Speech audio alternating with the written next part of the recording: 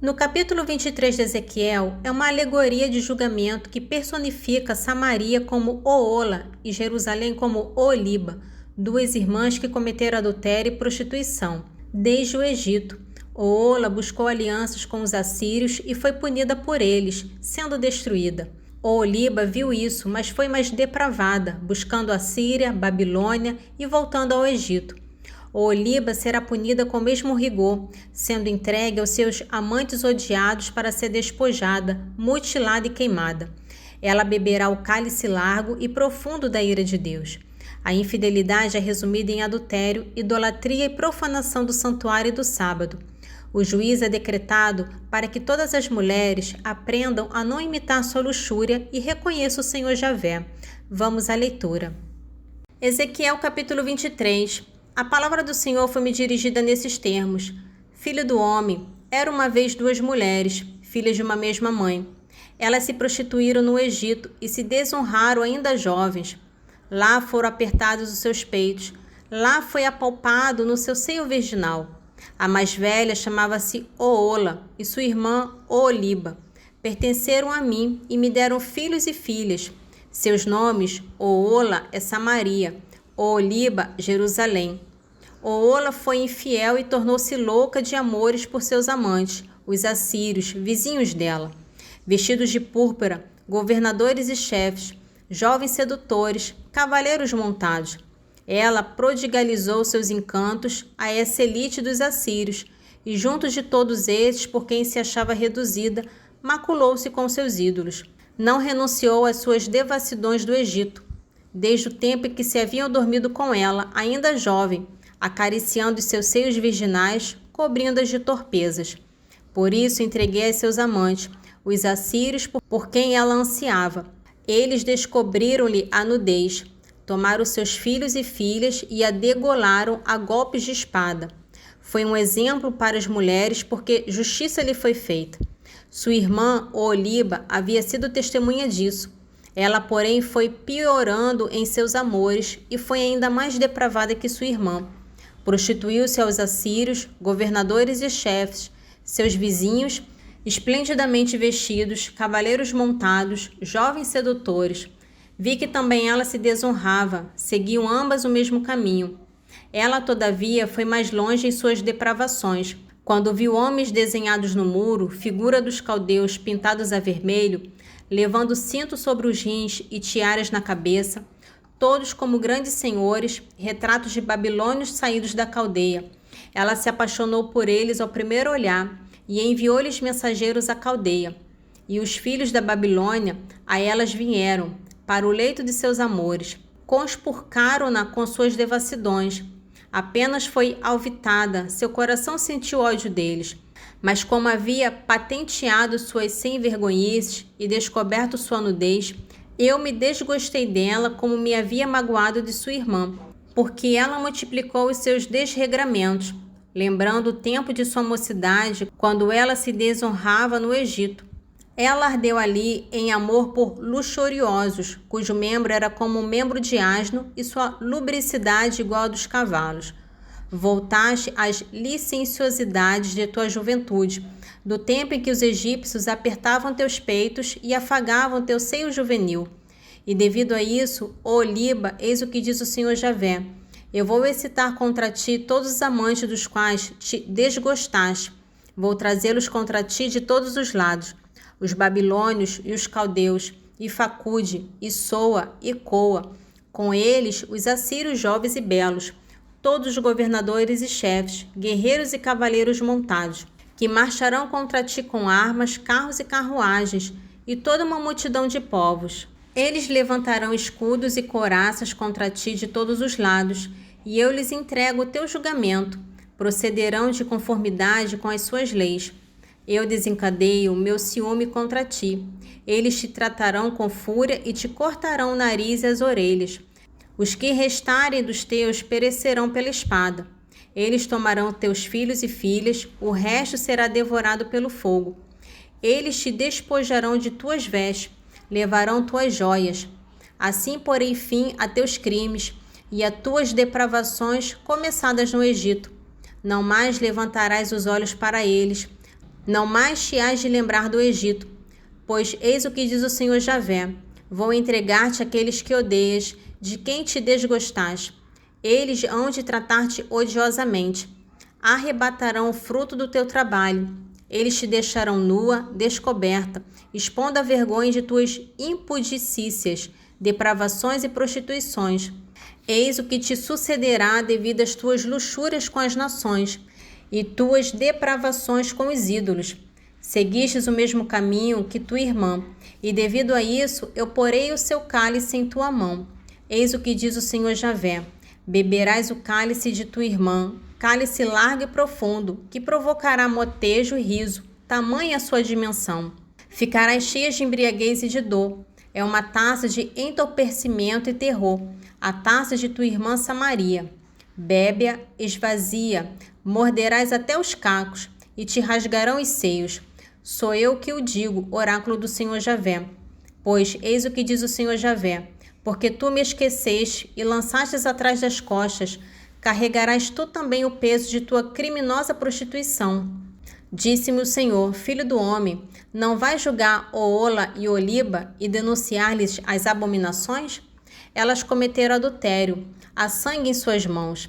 Elas fornicaram com os ídolos, e os filhos a quem deram a luz fizeram-no passar pelo fogo para queimá-los.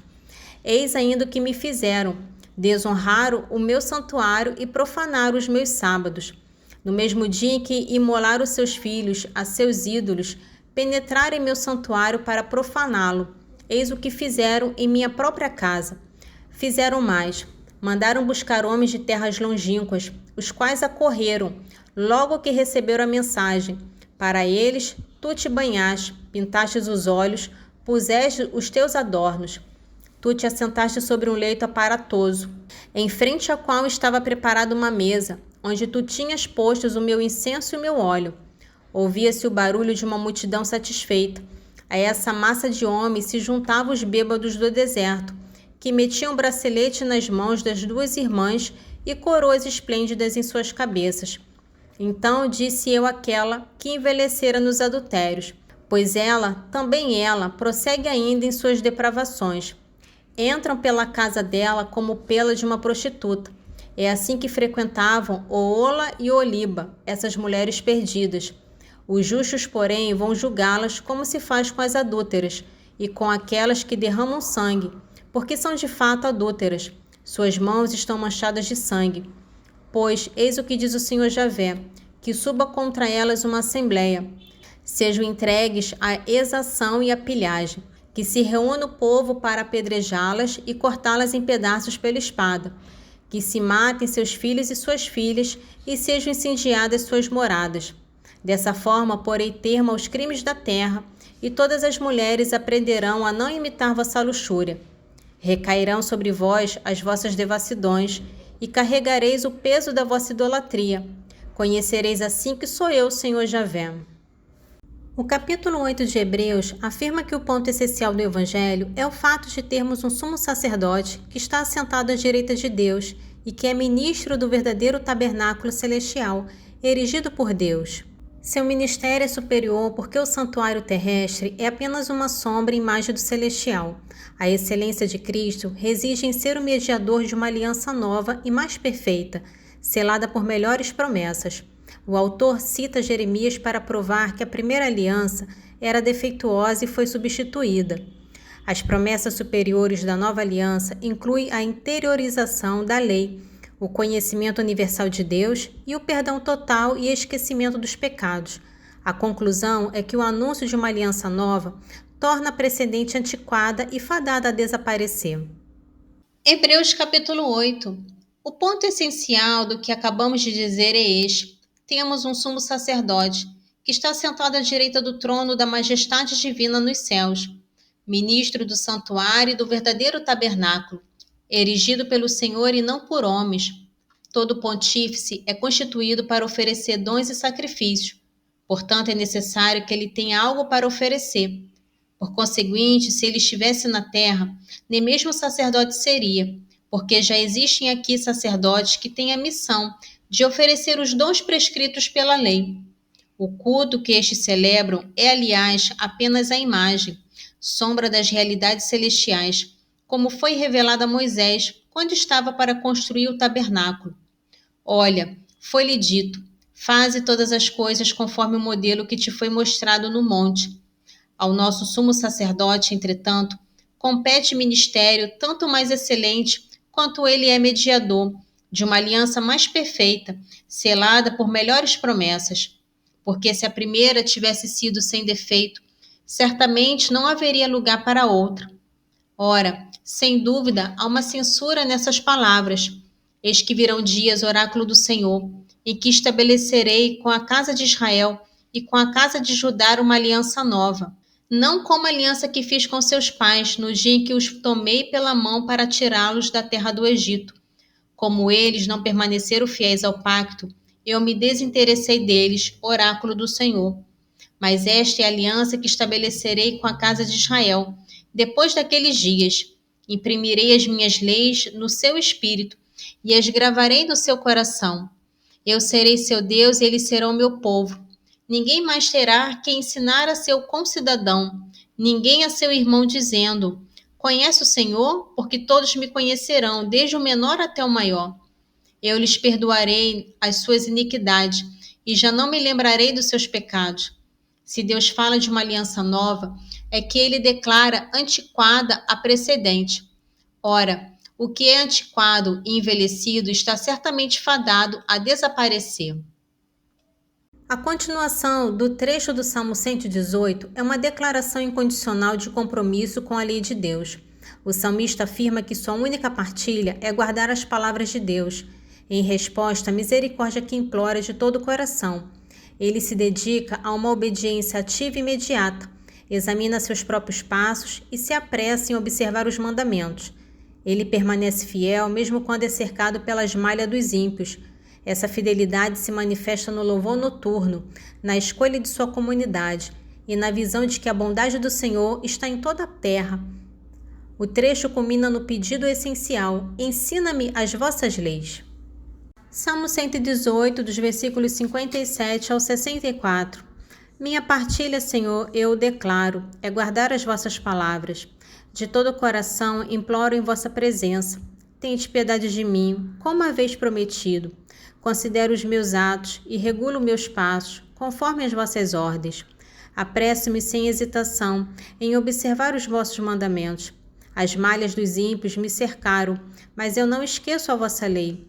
Em meio à noite levanto-me para vos louvar, pelos vossos decretos cheios de justiça. Sou amigo de todos os que vos temem e dos que seguem vossos preceitos. De vossa bondade, Senhor, está cheia a terra. Ensinai-me as vossas leis. Esse trecho de Eclesiástico, capítulo 33, reflete sobre a soberania de Deus na criação e na história humana. O autor afirma que as distinções de tempo provêm da ciência do Senhor. Da mesma forma, Deus criou todos os homens do mesmo solo, mas diversificou os seus caminhos, abençoando alguns e humilhando outros, segundo o seu juízo. O homem é comparado ao barro nas mãos do olheiro, que o amolda conforme deseja e lhe retribuirá com justiça. O trecho conclui com a observação teológica de que todas as obras do Altíssimo são apresentadas em pares opostos, bem e mal, vida e morte, demonstrando a ordem e o contraste moral estabelecido na criação. Eclesiástico capítulo 33, dos versículos 7 ao 15. Porque um dia prevalece sobre outro dia, uma luz sobre outra luz, um ano sobre outro ano, provindo todos do mesmo sol? Foi a ciência do Senhor que os diferenciou, quando criou o sol que atende às suas leis. Ele distinguiu os tempos e os dias de festa, nos quais os homens celebram pontualmente as solenidades. Entre eles, há alguns que Deus elevou e consagrou. Há outros pôs no número dos dias comuns. Foi assim que Deus tirou todos os homens do solo e da terra de que foi formado Adão. Em sua grande sabedoria, o Senhor os distinguiu e diversificou os seus caminhos. Entre eles, alguns foram abençoados e exaltados, outros foram santificados, e ele os tomou para si. Entre eles, alguns foram amaldiçoados e humilhados, os quais ele expulsou de seu lugar de exílio. Como o barro está nas mãos do oleiro, que o almoda e o dispõe, dando-lhe todas as formas que deseja. Assim é o homem na mão de quem o criou e que lhe retribuirá segundo o seu juízo. Diante do mal está o bem, diante da morte a vida. Assim também diante do justo está o pecador. Considera assim todas as obras do Altíssimo. Estão sempre duas a duas, opostas uma à outra. Glória ao Pai, ao Filho e ao Espírito Santo, assim como era no princípio, agora e sempre. Amém. Divino Espírito Santo, iluminai-nos, guiai-nos, dai-nos sabedoria e discernimento. Amém.